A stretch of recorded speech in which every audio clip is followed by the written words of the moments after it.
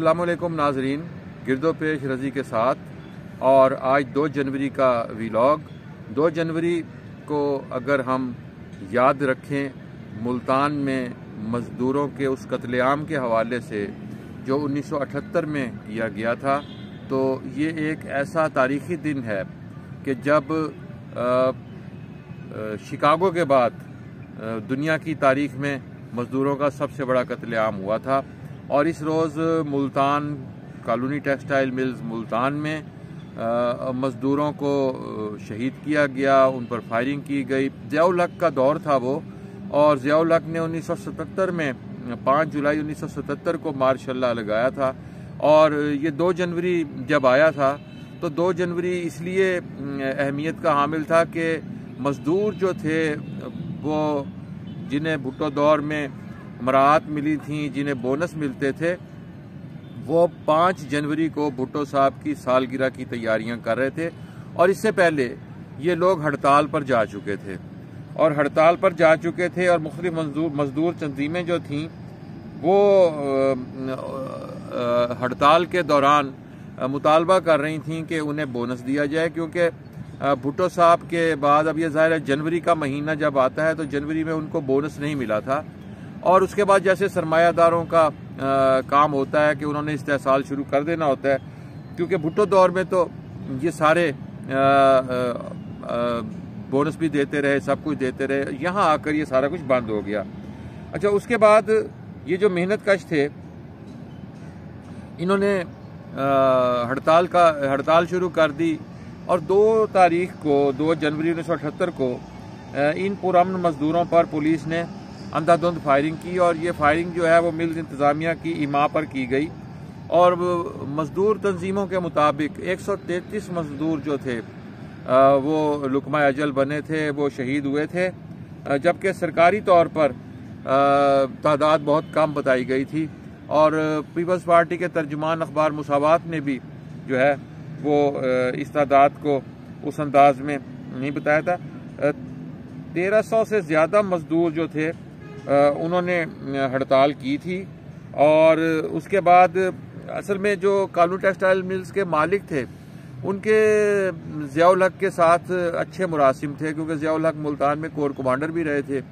और मुल्तान के बाद फिर वो जब आर्मी चीफ बने और उसके बाद वो तो उनके मुरासिम भी थे।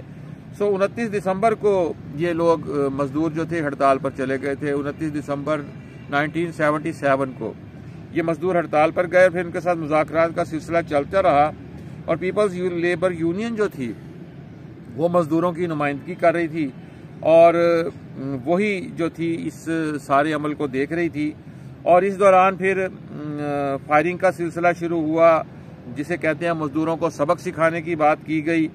और फिर सरकारी तौर पर 14 मजदूरों का कहा गया था कि 14 मजदूर जो हैं वो इसमें हलाक हुए। और लेकिन मुसावात ने जो है उसकी खबर में 133 मजदूर लिखा था। और फिर हमने फिर ये भी पढ़ा कि इन मजदूरों को ले जाकर इज्तमाही तौर पर सनावा के करीब इन्हें गड़ा खोद कर इन्हें सुपुर्द खाक कर दिया गया था। और मुझे एक खबर याद है कि एक तस्वीर थी जिसे मैं मिसाल देता हूँ कि हम अगर पाबंदियों के बावजूद कोई खबर देना चाहें तो पाबंदियों के बावजूद रोज़नामा इमरोज़ ने, अगरचे बहुत पाबंदियाँ थीं, खबर शाये नहीं की जा सकती थी, लेकिन रोज़नामा इमरोज़ के फ़ोटोग्राफ़र अनवर अमरोही साहब जो थे उन्होंने एक साइकिल स्टैंड की तस्वीर शाये की थी कॉलोनी मिल्स के, जिस पर बेशुमार साइकिलें मौजूद थीं। और उसका कैप्शन ये था कि फायरिंग के बाद ये साइकिल लेने कोई नहीं आया। ये एक मिसाल थी कि जिसे हम कहते हैं कि अगर कोई बात करना चाहे तो वह तमाम तर पाबंदियों के बावजूद बात कर सकता है। और फिर बाद के दिनों में इसी रोज़नामा इमरोज़ की रिपोर्टिंग पर नाराज़ होकर जनरल ज़िया ने मसूद अशर साहब को इंतकाम का निशाना बनाया था, जो मुल्तान के इमरोज़ में रेजिडेंट एडिटर के तौर पर फ़राइज़ अंजाम दे रहे थे।